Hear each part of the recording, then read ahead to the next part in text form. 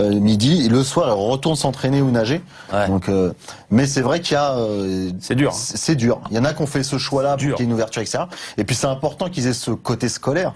Messieurs, on va revenir un petit peu au terrain et à l'actualité, en tout cas du football, avec un match qui est évidemment dans tous les esprits. Ce sera demain au Parc des Princes, 8e de finale, retour de la Ligue des Champions, PSG, Real Madrid. Messieurs, à la veille d'un match de cette importance, de cette magnitude, la question qu'on voulait vous poser, c'est comment on gère la pression, comment trouver le sommeil finalement, comment on gère la nuit d'avant, de par votre expérience. On le gère très bien. Hein. Qu'est-ce qu'ils doivent faire là? Il est 23h, qu'est-ce qu'ils doivent faire les joueurs du PSG? Ils regardent le vestiaire ou alors ils sont déjà dans le lit? Non, tu peux regarder les vestiaires, il joue que le lendemain soir. S'il va se coucher, il va se lever à 8h. Enfin, moi je sais que la veille de la finale à la Coupe du Monde, je suis couché, il devait être minuit et demi, 1h. À l'époque, je fumais. Alors, j'ai même fumé une clope. Je regardais la télévision. Bravo, un bel exemple. On n'aimait pas du tout, hein, mais j'ai arrêté que dernièrement de fumer. Donc, vous savez, on n'est pas exemplaire, heureusement. Juste des êtres humains. Mais par contre, même l'après-midi, j'ai dormi 2 heures. J'avais jamais fait une sieste comme ça. Je pensais pas pouvoir faire une sieste avant une finale de Coupe du Monde. Je pensais être super stressé. Moi, j'avais 30 ans, donc je me dis que peut-être j'avais la maturité pour ça. Mais sincèrement, il n'y a rien qui va changer chez ces joueurs-là. Ils ont tellement l'habitude de jouer. C'est les médias qui stressent pour eux, mais eux ne stressent pas du tout. Puis ils savent que, je vais même vous dire un truc, s'ils perdent, la vie continue. Ils le savent, on est des compétiteurs. On a appris à perdre des matchs, on a appris à gagner des matchs, on a appris à gérer une pression que peu de gens peuvent gérer parce que c'est difficile. Les critiques, etc. Les critiques, tout. Et que il suffit de, à un moment donné, se cloîtrer pendant 2-3 jours après une défaite et puis ça passe, on passe à autre chose puisqu'on est en plus dans une dictature de l'urgence. Mais sincèrement, ils sont motivés, ils vont y aller à fond. Se passera ce que se passera. Ils vont pas endormir par contre le lendemain si ça se passe mal. Parce que moi je m'endormais pas avant 3h du matin, je revivais le match. J'ai même mis des reprises de volée dans la cuisse de mon ex-femme, hein, parce que je rejouais le match. Mais voilà, mais avant le match, il se passe rien. Ils sont tranquilles, ils dorment bien et ils vont bien vivre. Manu, vous aviez pas de pression, vous, avant la finale de la Coupe du Monde? Vous avez bien dormi? Dans la bière, tu buvais j'ai vers 1h du rarement eu de matin, pression non, avant un match. À chaque fois que j'avais de la pression pour un match, c'est quand je n'étais pas concerné par le match que j'avais des problèmes personnels. À chaque fois que j'étais concentré sur le match, je savais ce que j'avais à faire. J'avais un rituel, à la fois dans le vestiaire, mais aussi j'étais, contrairement à toi ou à d'autres, j'étais toujours seul dans ma chambre. Je n'acceptais personne avec moi dans ma chambre. Parce que j'avais mes habitudes, parce que je savais à quel moment je voulais éteindre la télé, je savais à quel moment je voulais avoir une entière liberté. Et moi, je partais toujours du principe que tu joues un match de préparation ou une finale de Coupe du Monde, pour moi, c'est la même chose. La veille du match, quand on était au vert, je ne me forçais pas à dormir parce que le lendemain, il y avait un match super important. Je m'endormais quand j'éprouvais vraiment la sensation que je devais dormir, j'étais fatigué. Je ne m'imposais pas de dormir avant sous prétexte que le lendemain, l'échéance était extrêmement importante parce que c'est contre-productif. Moi, j'ai toujours considéré que je préférais dormir 6 heures, mais pleinement 6 heures, un très bon sommeil, récupérateur, que plutôt dormir 10 heures agité. Et c'était la même chose au niveau de la sieste l'après-midi. Surtout que nous, on était un peu décalés parce que nous, on jouait à 15h. Et donc, la nuit pourrait être importante puisque tu feras plus de sieste après. Tu fais plus de sieste. Moi, je me rappelle mon premier match Chelsea, c'est Gullit qui est venu me réveiller parce que j'avais tellement l'habitude de faire la sieste parce que j'étais en France, qu'il m'a réveillé au moins il faut qu'il fallait s'échauffer. Je dormais. Je m'étais mis dans un coin du vestiaire et je dormais parce que j'avais l'habitude de la sieste, moi. Ouais. Ça faisait 6 ans que je faisais la sieste. Et après, tu t'habitues. Mais nous, on a des matchs quelquefois l'après-midi ou quelquefois le soir. Donc tu dors quand tu as besoin de dormir en fait. Tu te poses pas la question et tu mets pas la pression pour absolument aller te coucher à 11h. Et j'avais deux autres rituels également, c'est que je lisais énormément. Le fait de lire, ça me permettait justement de m'évader et de pas penser à tous les enjeux, la pression qu'il y avait autour. Ça m'isolait en permanence. Et des fois même, je lisais même dans le vestiaire. Je me rappelle à Barcelone comment ça n'a pas plu à l'entraîneur du Barça, que je lisais à une demi-heure avant qu'on rentre pour s'échauffer. C'était ma façon à moi de me préparer et ça, aucunement, c'était parce que j'étais pas impliqué ou concentré sur le match. Et la deuxième chose qui était toujours répétitif avec moi, le jour de match, quelques heures avant, c'est-à-dire qu'au moment où on sortait de la sieste, c'est qu'on sortait également de la collation. Donc il y a un espace-temps où tu rentres dans ta chambre, le temps de préparer pas le sac, mais de préparer tes affaires, et tu sais que tu as à peu près une petite demi-heure pour redescendre et prendre le bus.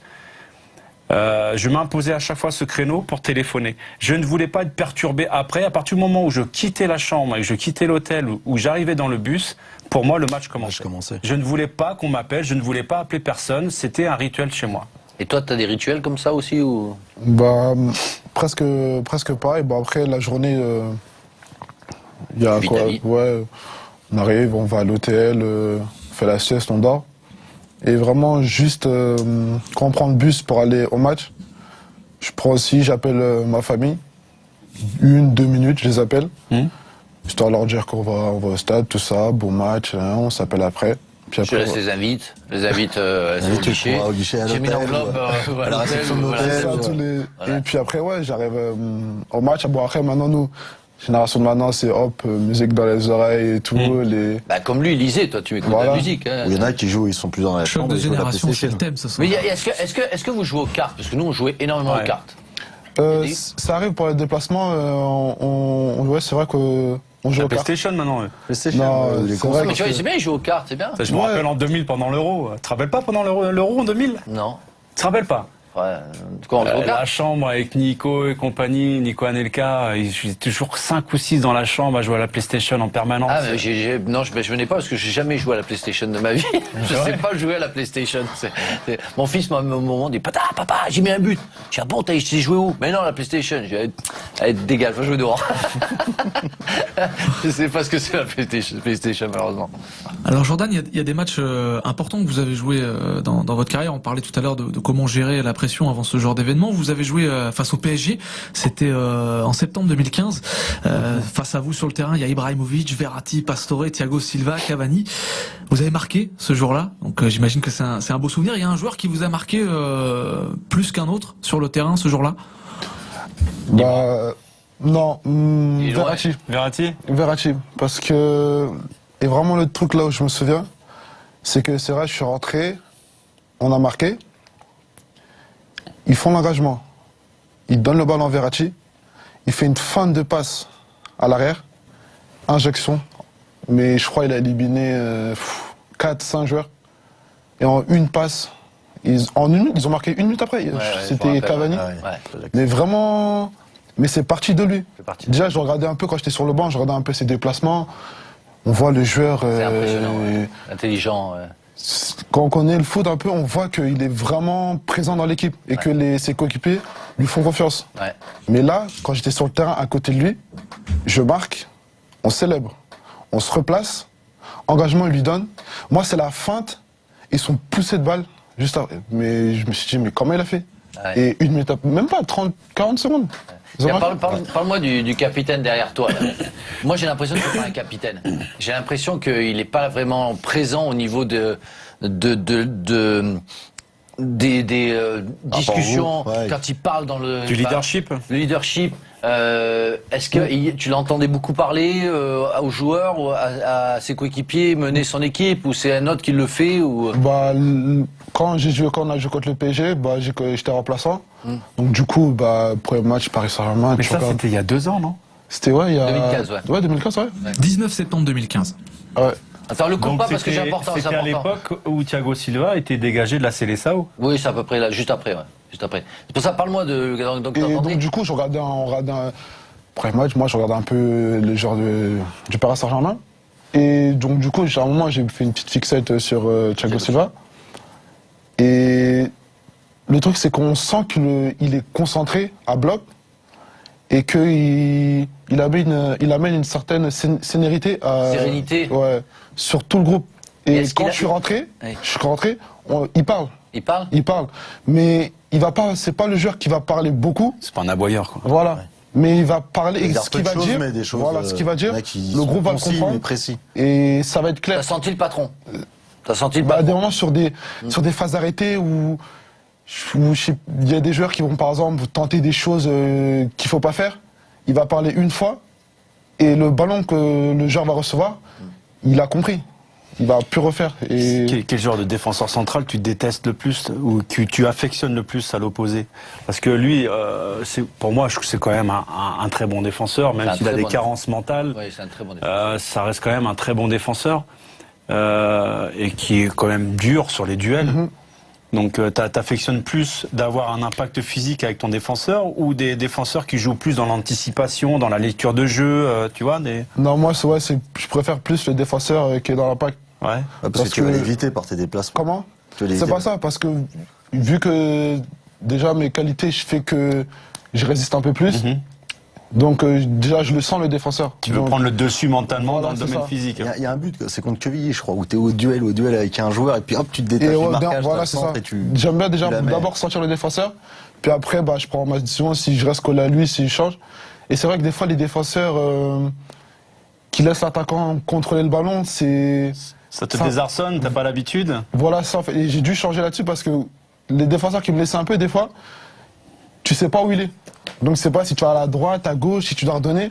C'est toi Et- qui dois donner en fait l'indication. C'est ça. Donc après, j'ai dû changer mon orientation d'épaule, le regarder avant, savoir là où il est, et puis... Alors, cette évolution est due au fait que quand tu étais jeune, tu as joué plutôt sur ton physique et C'est ça, en fait. sur cette qualité-là quand tu étais jeune, parce que c'est souvent le souci des joueurs qui sont déjà grands très jeunes. C'est-à-dire qu'ils ont Dans cette les équipes qualité jeunes, ils athlétique font la différence et donc à ce ils niveau-là. s'appuient que sur cette Ouais. qualité. Et donc des fois, on a certains jeunes qui n'arrivent pas à s'adapter à ça et du coup n'arrivent pas à passer le cap. Ouais, Et c'est un vrai. truc que je trouvais intéressant tout à l'heure justement par rapport à ça, et ton évolution, je pense que ça doit être lié à ça. Tu disais quand j'étais sur le banc, je regardais comment il se déplaçait. Donc t'es dans la réflexion, toi, dans ta façon de jouer, justement. Est-ce que c'est ça qui t'a permis de passer ce cap? Qu'est-ce que tu dois et de devenir progresser, d'ailleurs, professionnel? par rapport à ce que vient de dire Rachid? Par exemple, moi, l'entraîneur qu'on a actuellement, David Guillon, c'est quelqu'un que j'ai eu en formation. Et il me lâche pas avec tout ce qui est appui. Tout ce qui est appui, explosivité. Il me lâche pas. Petit pas, les choses C'est comme ça, ça. en fait. Parce que j'ai... Je suis désolé parce que ça fait plusieurs fois que je vois les photos et même si t'es grand, t'es gaillard, hein, faut que tu prennes un peu de... Non, Il doit gagner en puissance. Ouais, Cuisse. c'est- hein, tu c'est dois ça. gagner un petit peu en cuisse cuisse, et non, les parce que fessiers. j'ai regardé au niveau de... Tout à l'heure, on voyait les images, je voyais l'absence de ce muscle-là qui descendait pas, ouais, et je voyais Thiago Silva qui était bien fourni. T'es jeune en même temps, mais... Ouais, mais après, Non, après, après, ça dépend de la position aussi. Hein, si t'as- mais, Bon, après, ça va quand même. J'arrive à quand même à tenir Ouais. sur mes jambes. Mais là, plus maintenant, quand je suis monté avec le groupe professionnel, on travaille un peu plus mais tout ce qui est Thiago musculation. Silva, il a quel âge? 26, 27, 28? Thiago Silva, il a 33 ans. ouais. 30 ans. 33. Regarde-toi quand t'avais 21 ans, et regarde-toi Oui, quand la t'as 31 ans. morphologie, ouais, je suis T'as pris, d'accord, t'as ouais. pris 6, Ouais. 7 kilos, tu t'es formé, on voit la différence, les jeunes joueurs et les... Ouais, tu le vois. Petit c'est pas, mais ça, impressionnant. c'est par rapport à ta grande taille aussi. Ouais, donc il est, mais voilà, il est en fait, Et tu fais quoi pour les travailler, ta puissance? avec C'est le facile à préparateur travailler la physique. puissance. Après, il y a beaucoup de travail d'appui, le préparateur physique, ouais, après les entraînements, Salle de muscu. Salle de muscu, voilà. Moi, le mieux, c'est strict le avec sable. les hein, boulets. mais bon. Ça, Ouais, ouais.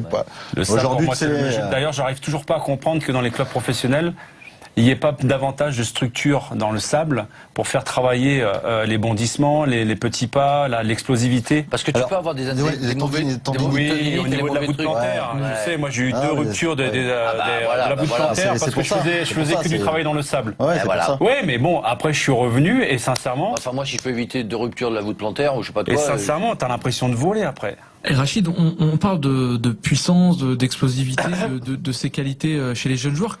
Quelle est la qualité première que vous recherchez, vous, chez un jeune joueur, quand on est dans une optique de recrutement? L'intelligence de jeu. Ouais, j'avais dit l'autre fois, l'intelligence de jeu, pour moi, elle est primordiale. Technique, intelligence de jeu, déjà, c'est le minimum. Après, le joueur qui fasse 1m90 ou 1m30, c'est pas le problème. S'il est capable de lire avant, de prendre les décisions avant et puis de faire les bons choix. Dans le déplacement. Dans le déplacement, dans le jeu sans ballon, c'est intéressant. Moi, je me rappelle de Kylian Mbappé. Moi, ce qui m'avait surtout frappé chez lui quand il était très très jeune, hein, quand il avait 12 ans, c'était pas ses qualités avec le ballon, mais c'est la façon dont il se déplaçait sans. C'était ça qui était impressionnant. Et là, tu te dis, tiens, ce gamin-là, Il est en avant. bah oui. Où est-ce que vous l'aviez vu, Rachid? À l'époque, c'était... Bondi? Non. Oui, quoi, tu t'as bondi, mais je l'avais vu là où je l'avais vu, moi, c'était sur une détection, un des premiers tours qu'il faisait sur le département de Seine-Saint-Denis pour Clairefontaine. Et puis voilà, bon, on avait essayé de se mettre dessus à Sochaux. On avait invité la famille et puis on a préféré aller à Monaco. Ce qui est extraordinaire dans le football, c'est que ça reste le seul sport, à peu près le seul sport collectif où tu peux être petit, grand, gros, moyen, tout ce que tu veux, maigre, et avoir une place quelque part. Ce qui n'est pas le cas dans les autres sports collectifs. On le voit, on a reçu basket. le basket, il faut être très grand. Le rugby, il faut être très costaud. Le hand, il faut être Mais très non, le costaud. basket, il y a certains qui font 1m85. Hein. Ouais, bah, 1m85, c'est grand, excuse-moi, parce que moi j'ai connu des Pour mecs le qui basket faisaient pour le j'ai un basket, copain, c'est Lisa petit, Razou, il ça. fait 1m67. Au basket, il aurait quand même souffert, le petit Lisa. Oui, non, d'accord, mais, Mais la nous, taille, ils peuvent, nous. N'importe qui Messieurs, peut. on C'est ça va qui est revenir, intéressant. au football et au Paris SG notamment, puisqu'il y a quelques heures, Unai Emery était en conférence de presse avant ce match décisif face au Real Madrid. Écoutez ce que l'entraîneur parisien a dit tout à l'heure.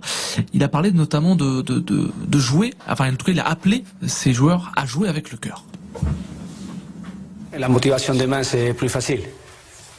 Mais après cette motivation, c'est important aussi jouer avec la tête.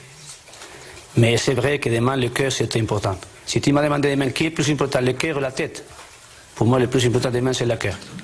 Il fait la Mais coupe à la quand Galtier. on entend Unai Emery comme ça, est-ce que ça vous rappelle des souvenirs, des matchs que vous avez gagnés avec le cœur, des matchs où finalement c'est le sentiment, la motivation qui transcende Ouais, il y a ça, mais pour moi, il y a l'aspect encore plus important que ça, c'est la cohésion avec le public.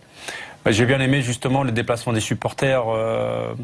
Je crois que c'est les ultras, non, c'est pas ça, les CPU À Paris, qui se sont déplacés Au pour Camp des Loges. rentrer. Au Camp des Loges, Ils demandent à tout le monde de faire en sorte que demain, ça soit un chaudron, un enfer pour les Madrilènes. Ouais, il y a un truc, ouais. Et quelque part, moi j'ai déjà vécu ça dans certains matchs, quand à l'appui du public, dès la première seconde jusqu'à la fin, ça met une pression incroyable sur Même pas, l'arbitre, ça met une pression incroyable sur les adversaires, et ça te donne, on parle du 12e homme, mais c'est vraiment le 12e Mais homme. surtout que Paris, le Parc des Princes, est une forteresse imprenable depuis des années. Je sais pas quand ils ont perdu leur dernier match. Faut que ça soit bouillant demain. Quand Champions League contre Barcelone où ils ont perdu, mais sinon ça reste quand même difficile d'y gagner parce qu'il y a des joueurs de qualité, tout ça. Si en plus ils ont un public de fous, mais c'est vraiment la cathédrale du foot, quoi, à Paris. Quand t'as de l'ambiance à l'intérieur du parc. Bah ouais, extraordinaire. c'est énorme. Mais il faut vraiment. Moi, je l'ai connu quand j'ai joué des Paris-Marseille, où tu voyais, t'avais un autre public, c'était un peu plus nombreux, enfin plus bruyant, mais plus dangereux en même temps. Là, tu sentais que c'était difficile d'y gagner. Mais là, c'est plus un public qui va voir un spectacle. Donc c'est vrai que c'est bien que les ultras, comme tu dis, ils aillent derrière. C'est un match de Champions League, ça peut être un tournant comme en 93 avec l'équipe, on l'appelait Comboiré. Ils ont besoin de cette histoire-là pour grandir encore le PSG. Et les supporters en font grandement Et je vais faire un lien, parce que tout à l'heure tu posais la question sur les différences. Justement, on parlait de différences en Angleterre quand je suis arrivé, mais il y a une chose aussi, moi, qui m'a extrêmement marqué avant les matchs, et qui pour moi, les supporters, je pense qu'ils en ont conscience, mais je crois que si on posait la question aux joueurs concernés, ils vous diraient à quel point c'est important avant un match, les chansons qui sont destinées à chaque joueur. Ouais. Il n'y a pas tous les joueurs qui ont sa chanson dans tous les clubs. Je sais pas s'ils ont ça en France. C'est des poignées de joueurs à chaque fois dans chaque club qui ont une chanson, mais je peux te dire que quand les supporters chantent à l'unisson, des milliers de personnes chantent ta chanson, je peux te dire qu'avant le coup d'envoi, ça te donne une pêche, putain. C'est à Galatasaray où à chaque pendant l'échauffement, il y a le groupe des supporters qui sont énormes, c'est une folie Galatasaray. Moi j'ai connu dans l'ancien stade où chaque joueur a sa chanson et il doit venir se présenter à la fin pendant que les autres chantent devant son public qui le chante et le saluer. Et à la fin, il finit debout avec le nom. T'as envie de leur faire plaisir. J'ai connu ça. C'était, puis t'avais Hadji, t'avais Petrescu, comment il s'appelait, Popescu, t'avais tous ces grands joueurs roumains qui jouaient à l'époque. Ouais, c'est quand ils avaient gagné la Coupe de l'UEFA. Ouais. Et moi, nous, on les avait battus là-bas 5-0 en Champions League avec Chelsea. Et c'est cette année-là qu'ils gagnent contre Arsenal en UEFA. Et franchement, mais tu te dis, mais t'es où là? T'es sur une autre planète. Ils ont le record de décibels, le stade de Galatasaray. Ah, mais ils ont mis la sono en plus. C'est impressionnant. Ils ont le record de décibels, le public. Pour les jeunes joueurs, ceux qui sont pas bien Par contre, t'as une mentalement. pression. Ouais, par contre, quand tu perds, tu ressors pas de chez toi, je te le dis. Mais si vous avez connu des matchs comme ça où un entraîneur vous disait écoutez, peu importe la tactique ce soir, jouez avec le cœur, et où un entraîneur finalement avait réussi à insuffler un feu sacré? Il fera jamais ça, l'entraîneur, sincèrement. On n'est pas dans un monde, enfin, je suis désolé, je vais pas être péjoratif, mais on n'est pas dans un monde amateur. Il y a quand même des choses à travailler. Il n'y a pas que le cœur qui va faire la différence. Surtout quand tu joues contre le Real Madrid. tu joues contre des joueurs contre la qualité. Tu joues pas contre Pimprenel, comme on dit. Je suis Non, mais d'accord le avec toi, cœur, il va Francky. aller. Tu peux passer au-dessus de choses. Mais t'as Rappelle-toi quand même l'année des bases. dernière, le match aller contre le Barça. ils Je ont me pas fait rappelle, c'était des déferlantes, des vagues parisiennes sur les Barcelonais. Ils n'ont pas existé. Oui, mais ils ont été il y a une tétanisés. réalité tactique quand même. Ils C'est n'ont pas fait comme n'importe Manchester quoi. City, ce qu'ils sont en train de réaliser cette Non, mais saison, qui c'est est un tout. Il exceptionnel. faut que tu arrives à marier justement cette partie folie, tactique ouais, avec la folie. un moment. Il faut que je pense que le discours du coach aussi crée une émulation chez Ouais, les joueurs. il faut que les c'est un joueurs tout. croient. Alors, Mais il y a des joueurs qui disent, il y a des Il y en joueurs. a qui arrivent tout seuls, mais d'autres qui ont besoin de ça. Il y a des joueurs qui te disent que quand quand tu avais Roland Courbis en tant qu'entraîneur, et Dugas en a parlé, à chaque fois qu'on a un invité qui a eu Roland Courbis, il t'explique que le mec, il savait exactement faire savoir comment faire pour te motiver. Tu sortis du vestiaire, t'étais galvanisé. galvanisé. Il y a des mecs comme ça qui arrivent. Je pense pas qu'Emery soit capable de le faire. Non. Messieurs, on va revenir à notre invité, Jordan, et on a retrouvé une petite archive quand on s'est intéressé à votre profil, à votre parcours. On a retrouvé vos anciens formateurs qui évoquent vos aptitudes, mais également votre caractère. Écoutez ce qu'ils disaient de vous à l'époque. Peut-être faire tailler, regarde. Il avait cette particularité qu'il était déjà plus grand que les autres. C'est un garçon qui a été assez discret, mais aimé par tout le monde, par tous ses collègues. Il entraînait le groupe, même si c'était pas un grand expressif. Alors on va s'enflammer un petit peu. Notre éducateur, on a toujours cette question sur qui on pourrait mettre une petite pièce, et c'est vrai qu'on se rejoignait tous sur Jordi. Il était un petit peu au-dessus de par toutes les caractéristiques que j'ai évoquées, même si je me répète aussi, son caractère nous faisait se poser des questions, mais voilà, sur sa génération, ça a toujours été un leader sur le plan des performances. D'accord. Moi, j'ai une question. Allez-y, Emmanuel. Pourquoi ils font référence à ton caractère? T'étais difficile? Non, au Non, contraire, il était au trop contraire, effacé, je pense. introverti. Trop effacé. Ah, C'est- trop Introverti. Non, c'est même pas ça. C'est Non. qu'en fait, sur le terrain, j'étais trop gentil. Trop gentil. C'est-à-dire, Quoi, dans les duels, dans ta façon de Voilà. prendre le ballon? Dans- Là que tu poses la question, con, t'es où là? là, bah, j'étais.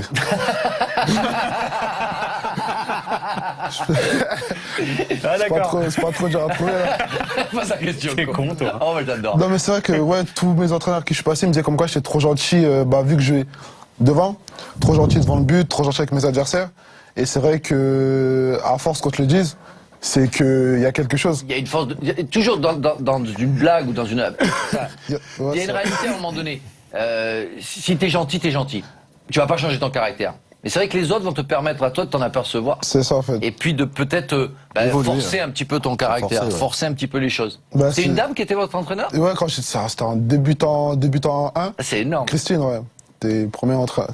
Là, je venais, ouais, C'était j'étais- déjà au Stade de Reims. Au Stade Un de peu le Reims, bordel je en devais bas, avoir, pour poser, là, mais- 7 ans, j'étais tout petit. Ah, c'est magnifique. Vous êtes beau là.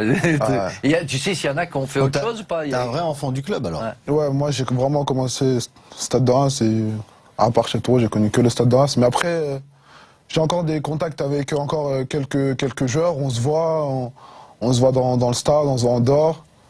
Et C'est quoi cette photo là? C'est quoi? c'était cette année. C'est contre Tours, ça. Ouais, c'est ça. Alors sur cette photo, Jordan, justement, on voulait vous poser la question parce que, eh bien, le nom que vous portez, eh bien, sur votre maillot, qui est PFOC, qui est pas votre nom de naissance, vous pouvez nous expliquer pourquoi ce nom sur votre maillot? Bah, tout simplement, c'est parce qu'en fait, on me connaît déjà sous le nom Siebathieu, dans tout ce qui est administration, l'odeur, tout ça. Et j'ai juste voulu montrer la deuxième partie importante de pourquoi je suis là. Et j'ai voulu l'inscrire sur mon maillot, et c'est juste pour ça que j'ai mis Mais PFOC. ça veut dire quoi, C'est le nom de PFOC? ta- C'est le nom de ta famille de ma maman. mère. Le nom de ta maman? Donc voilà, vu que On a le Siebathieu- droit de mettre le nom qu'on On a veut? fait, avec le président, on a fait une demande. D'accord, On a ok. fait une demande, Ah, c'est d'accord. accepté. D'accord. Donc tu veux qu'on t'appelle PFOC, enfin de nom de famille Non, on m'appelle Siebathieu ou PFOC, c'est la même chose. D'accord. Mais vu qu'on me connaît déjà sous le nom de mon père, Siebathieu, vu que si je suis là, il y a bien eu mon père et ma mère, donc voilà. C'est un petit peu comme Hilton, tu sais, Non, ça ça n'a rien à voir avec Dele Alli. non, lui c'est parce qu'il parle plus à son père, ouais, c'est comme ça. Mais Vittorino Hilton, en fait, Hilton c'est son prénom, c'est pas son nom. Et comme il est pas au Brésil, on met le prénom ou le surnom, ils ont tous des surnoms. ses potes lui ont dit garde Hilton parce que sinon au Brésil on va plus savoir que tu joues, tu vois, parce qu'on connaît pas son nom de famille, Vitorino. Et donc faut pas l'appeler Vitorino, son prénom c'est Hilton, quoi. Il l'a gardé. Mais je trouve ça plutôt mignon que tu fasses un petit clin d'œil à ta maman. Je trouve ça plutôt cool, moi. Et puis après, t'as aussi certaines familles africaines où t'as un garçon, je crois le premier qui a le nom du père, puis le deuxième le nom de la mère. C'est des choses qui se font parfois. Ah oui. Ouais, bah par exemple, moi, mon prénom c'est Théoson. Et ça veut dire Théoson Jordan. Ouais. Et Théoson, c'est par rapport à mon père qui s'appelle Théophile, et ça veut dire fils de Théo. Voilà. Voilà. Et donc t'as pas pris C'est sur pas ton norvégien, prénom. c'est ça que je voulais dire. Pourquoi tu te fais appeler à Jordan? Pourquoi? Jordan, c'est par rapport parce qu'on est très chrétien chez nous. Et c'est par rapport au fleuve Jordan, là où t'es baptisé Jésus. Et donc, on a tous des noms chrétiens. T'as des frères et sœurs? J'ai une sœur jumelle et deux petits frères jumeaux. Ah, une sœur jumelle? Ouais. Ah oui, maman ils ont fait par deux, quoi. Que par deux. Ouais, hop, c'est réglé. Bon, ça, c'est rapide. Sur votre histoire, Jordan, on l'a dit en introduction, vous êtes né à Washington, mais vous avez grandi à Reims, donc vous avez officiellement la double nationalité, américaine et française, mais vos parents sont originaires du Cameroun et vous pourriez éventuellement prétendre à la nationalité camerounaise. Vous êtes actuellement international espoir. Comment vous voyez votre avenir en sélection? On sait que déjà il y a 2 ans ou 3 ans, les Américains en tout cas s'étaient intéressés à vous. Ouais, c'est vrai que j'ai la double nationalité vu que je suis né aux États-Unis. Et après, du côté de mes parents, je peux aussi jouer avec l'équipe du Cameroun. Bon, après, voilà, côté Cameroun, c'est par rapport à mes parents. Les États-Unis, je suis jamais retourné. C'est administratif, Ça on te va pas dire. resté longtemps aux États-Unis? Non, je suis revenu vraiment. Tu parles anglais ou pas? Je comprends. Ah, Je comprends très bien, mais après, parler, c'est. Je peux faire une discussion, mais je peux pas. Ouais. Si ça va trop vite. De toute façon, la langue, il faut la. Et après, la parler. France, j'ai grandi en France. J'ai fait mes premières sélections là, il y a quelques mois. Donc c'est. Ouais, vraiment, ouais. Moi, je dis, c'est le choix du cœur. Et surtout, tu fais ce que tu veux, il n'y a personne qui a le droit de te juger. Moi, j'ai même connu David Régis, qui est français, né en Martinique, et qui a épousé une américaine, et qui a joué fait la Coupe du Monde 98 avec les États-Unis. Il n'avait pas la chance, la possibilité d'être sélectionné en équipe de France. Si tu veux connaître un jour le niveau international, tu peux, mais il avait déjà, on va dire 24-25 ans, et il savait que son avenir serait certainement pas en bleu. Donc moi, ça me pose pas de problème. Après, le Cameroun, enfin, je dis ça pour les États-Unis. Tu choisisses le Cameroun ou la France, personne n'a le droit de t'en vouloir pour la décision que tu prendras.